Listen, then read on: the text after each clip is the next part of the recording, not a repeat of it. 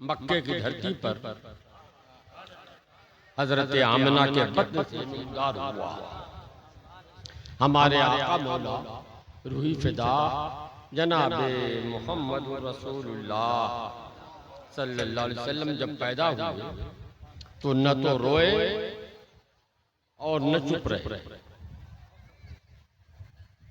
जो दो दाइयां हजरत आमिना के साथ उस घर में थी जहां मेरे रसूल की पैदाइश थी।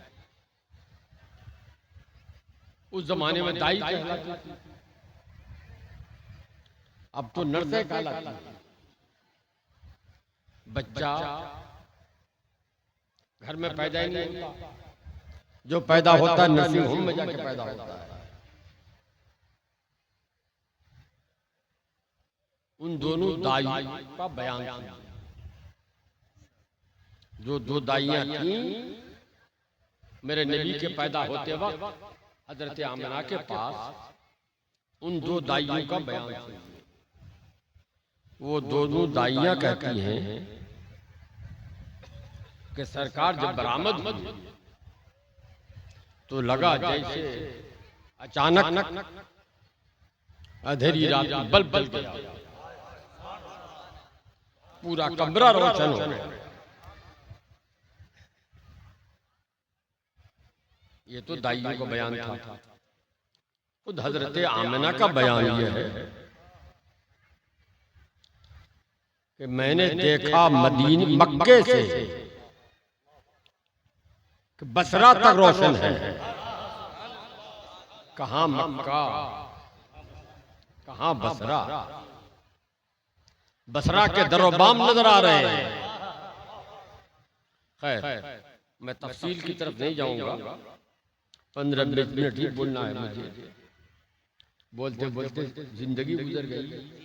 अब तो आलम यह है कि चरागे शहर बुझा चाहा। पट्टा दो पट्टे या कमर में बंधे हैं, एक घुटने में बंधा है। पूरी जिंदगी गुजर गई, कहीं जाता नहीं। ये तो जबरदस्ती में मुझे लाके बैठा दिया गया है। डॉक्टरों की सख्त हिदायत है जागना। जलसे में जाओ तो जागना पड़ता है। हालांकि जलसे में जितने उलमा शोरा होते हैं सबसे पहले पैदा मैं हुआ हूं, मगर मुझे सबसे आखिर में बोलना होगा। ये जुल्म नहीं तो क्या। अरे जब पहले पैदा हो सकता हूं तो पहले बोल भी तो सकता हूं, मगर नहीं मानते ही नहीं जलसे वाले।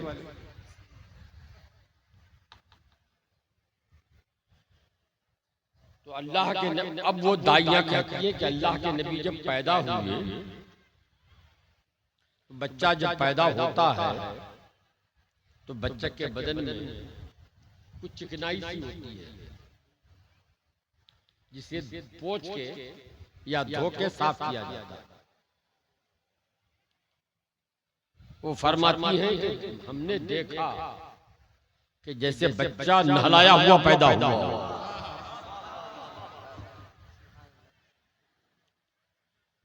खतना किया हुआ और बच्चा का सर पहले बरामद हुआ, फिर पैर बरामद हुए और बच्चा सजदे में चला गया। और बच्चे के होंठ हिलने लगे, आवाज आने लगी, अल्लाहुम्मा हबली उम्मती, अल्लाहुम्मा हबली उम्मती, अल्लाहुम्मा हबली उम्मती। 3 मरतबा कहा। तो नबी पाक पैदा होते ही जो बोले वो नबी की हदीस है ना, इससे पहले तो कोई हदीस नहीं। ये सबसे पहली जो हदीस है वो मैंने आपके सामने पढ़ी। क्या माना है हमारे मौलवी लोग भी बताएंगे माना, और आमतौर पर कैलेंडर सब में भी लिखा होता है, ए अल्लाह मेरी उम्मत को बख्श दे। ये तर्जमा किया जाता है, मगर ये तर्जमा लाजिमी है, सही तर्जुमा नहीं है। अल्लाहुम्मा का माना ए मेरे अल्लाह, रब्बे का माना है ए मेरे पालनहार। हब ये फेले अम्र है जिसका मादा है हिबा।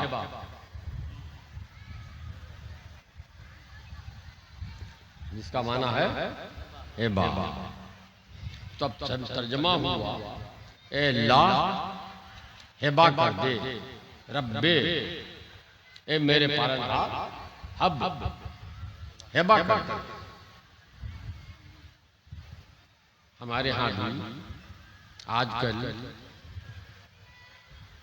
कमबख्त बाप जहन्नम में जाने के लिए ये करता है कि बेटी अगर मर जाएंगे तो बेटी हिस्सा ले लेगी और जायदाद घर से निकलकर बाहर चली जाएगी। इसलिए बेटे के नाम से हिबा कर देता है। जो किसी औलाद को महरूम करने की नीयत से,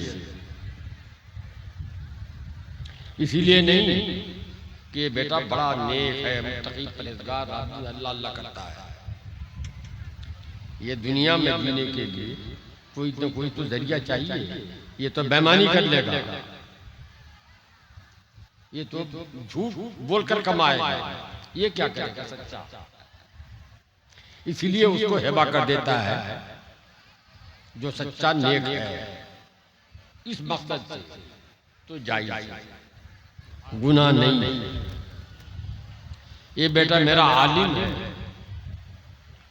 वो बेटा पढ़ के तो कॉलेज का प्रोफेसर बन गया। कॉलेज का प्रोफेसर तो 1.5 लाख का महीना पाएगा। ये बेटा तो कहीं मस्जिद में नमाज पढ़ता, कितना देगा मस्जिद वाला? 5-7 हज़ार, 10 हज़ार, 12 हज़ार। तो दीन की खिदमत की वजह से उसकी तनख्वाह कम है, इसीलिए उस बच्चे के नाम से हिबा कर देता है। तो ये जायज है, लेकिन इस इरादे से कि मेरी जायदाद निकल के दूसरी जगह चली जाएगी, बेटे को हिबा कर दे ताकि बेटी को हिस्सा न मिले, ये जहन्नम में जाने का सामान है, ये ना जाए। बहरहाल मुझे इस वक्त उधर नहीं जाना है, बताना है हिबा। देहात में बोलते हब्बा नमा कर दिया, बोलते ना, ये हब्बा नमा क्या है? वो हिबा है, उसी से बना है हब। तो माना हुआ ए अल्लाह हिबा कर दे, ए अल्लाह हिबा कर दे। यहाँ तो देखा नहीं, आम तौर पर स्टेज पे ही होता है कि नाथ खा जब नाथ पढ़ता है कोई शेर अच्छा होता पसंद आता है। आजकल शेर समझता कौन है कि पसंद आएगा? जिसकी आवाज अच्छी लगती, नोटों की बरसात होती है ना? नहीं, वरना आला हजरत हसन का कलाम पढ़ा ना आपने। मैं पब्लिक की बात नहीं करता हूं, हमारे स्टेज के सब लोगों ने समझाया, नहीं समझ सके। और आला हजरत की नात तो और मुश्किल है, बड़े बड़े नहीं समझते। तो शायर को जो दिया गया वो उनको हिबा किया गया। जो कुछ दिया जाता है वो हिबा है, उसी को हिबा कहते हैं। अगर कुछ लेके दिया जाए बदले में तो उसको खरीदो फरोख्त कहते हैं, और कुछ लेके नहीं यूं ही दिया जाए किसी को तो उसको हिबा कहते हैं। जो चीज हिबा की गई उसका मालिक असली कौन है? हिबा करने वाला। जिसने नोट दिया काशिफ साहब को, अगरचे नहीं दिया है, तो जिसने काशिफ साहब को नोट दिया वो असली मालिक। अब हिबा कर दिया किनको? इनको, काशिफ साहब को। तो काशिफ साहब भी मालिक हो गए। अब ये चाहे तो उस रुपये को ये हमारे अनाउंसर साहब को दे दे, नहीं दे सकते, तो ये उनको हिबा कर, या उससे जाते हुए इस इलाके की कोई चीज मशहूर हो, खरीद के ले जाए, वो खरीद नहीं सकते। अब वो मालिक हो गए, वो सब कुछ कर सकते हैं। असली मालिक तो वही है। और हिबा का मसला ये है कि हिबा करके वापस लेना अगरचे जायज है, मगर मकरूह है। तो चाहे तो वापस भी ले सकते हैं। वो जिसने दिया है कहा कि हिबा दी किए थे, लाइए वापस। वक्फ कर दिया गया तो वो वक्फ बदल नहीं सकता है। वक्फ करने के बाद उसकी मिल्कियत खत्म हो जाती है, मगर हिबा करने के बाद मिल्कियत रहती है कि वो वापस ले सकता है। अल्लाह से दुआ कर रहे हैं मेरे नबी, ए अल्लाह मुझको हिबा कर दे। किसको हिबा करे? हब मन हिबा, अल्ली मन मुझको दे। क्या हिबा कर दे? नोट जैसे काशिफ साहब को दिया गया? नहीं, मेरी उम्मत मुझे हिबा कर दे।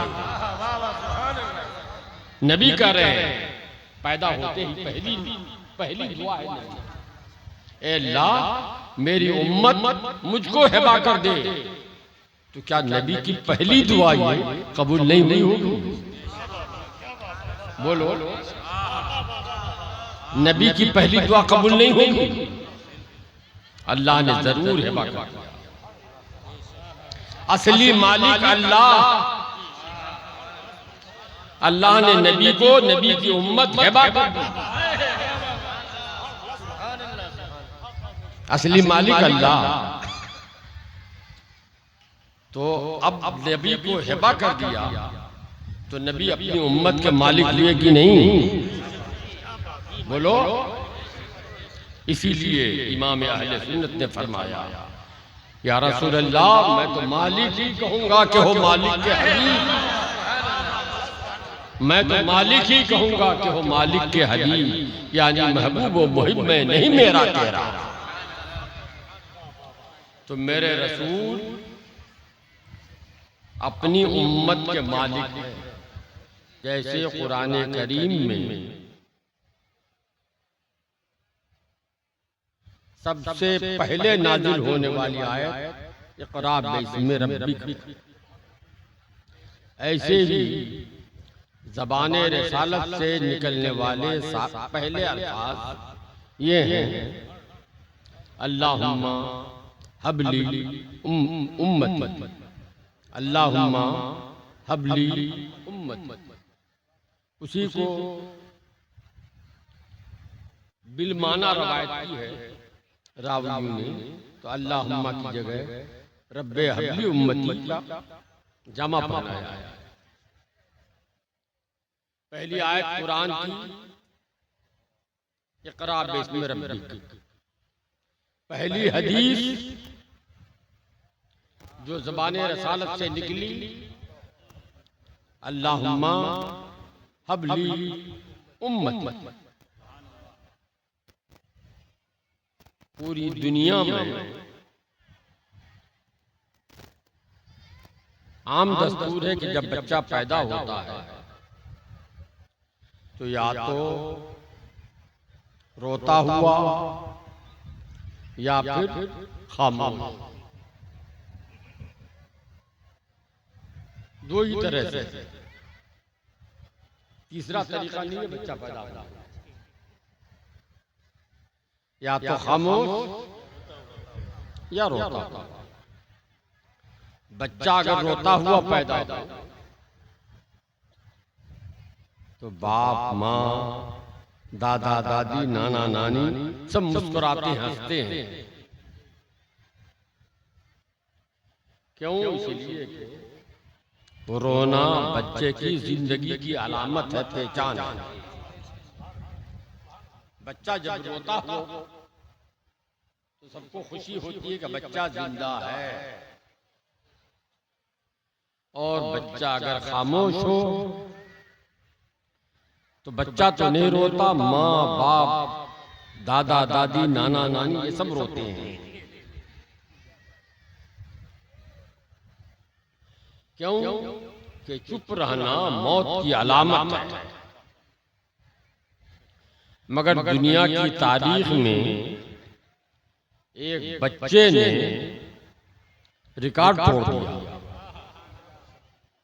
न तो वो रोया पैदा होते वक्त और न तो वो खामोश रहा। रोया भी नहीं, चुप भी नहीं रहा। वो बच्चा अपनी उम्मत के मालिक है मेरे रसूल सरकारे दो आलम सल्लल्लाहु अलैहि वसल्लम। और जब मालिक है रसूल तो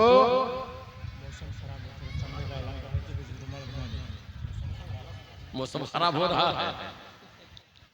लो भाई, मैंने पहले ही कहा था यार कि अगर कुछ कराना हो, कुछ कहलाना हो तो पहले करवा दो मेरी तरफ। मैं चंदा तो कर नहीं सकता, बस कहना यह है कि यह मदरसा है आपका, इलाके का। इस मदरसे को ताउन देकर आप अपना भला कीजिए। अल्लाह रसूल का भला आप क्या करेंगे? अपना भला कीजिए, आखिरत का की भलाई भी लीजिए और दुनिया की भलाई भी लीजिए। बस मेरा यही पैगाम है और ये बताना है कि इस इलाके के लोग मिलजुल कर मदरसे को फरोग दें। अल्लाह ताला आपको तौफीक दे और हमारे इन हजरात को, हमारे मौलाना लोगों को तौफीक दे के मेहनत से पढ़ाएं। मैं जो बात बता रहा हूं आपने कभी सुनी थी? हमारे उलमा ने भी लिखी होगी। ये इदारा तरक्की करेगा, यहाँ से पढ़ के लोग अच्छे आलिम बनेंगे, तब न वो आपकी औलाद को सुनाएंगे। और इदारा ही नहीं तरक्की करेगा, इदारा नहीं होगा तो लोगों को सुनाएंगे क्या? इसीलिए मैं आपसे फिर यही गुजारिश कर रहा हूँ और इस ऐलान के बाद आपसे रुखसत हो रहा हूँ कि ये नया साल तालीम का शुरू हो चुका है। लड़कों के मदरसे बहुत हैं, लड़कियों का मदरसा शामपुर में कायम है, दाखिला जारी है। जिनको अपनी बच्चियों को पढ़ाना है, पढ़ाना चाहिए। बच्चों के पढ़ाने में, बच्चों को तालीम देना ये बच्चों के लिए लाजिम है और बच्चियों का पढ़ाना मुताद्दी है। लाजिम का फायदा अपने आप को मिलता है और मुताद्दी का फायदा सबको मिलता है। तो जिनको बच्चियों को पढ़ाना हो वो शामपुर में दाखिला करा दें। व आखिर दावाना अल्हम्दुलिल्लाह रब्बिल आलमीन। अस्सलामु अलैकुम।